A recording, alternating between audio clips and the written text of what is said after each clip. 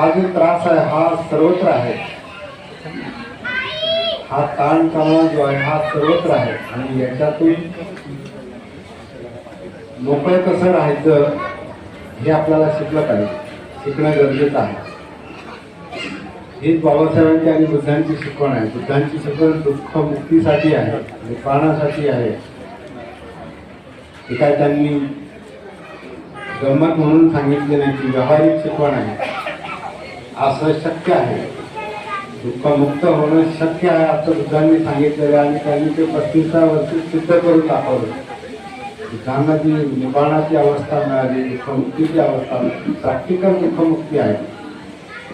बऱ्याच लोकांना असं वाटतं की नाही ते कसं होऊ शकतं, किंवा आपल्याला असं काहींकडून सांगितलं नाही ते असं काहीतरी वेगळं त्याच्यासाठी पाहिजे आणि वेगळं आचरण पाहिजे, वेगळा जन्म पाहिजे.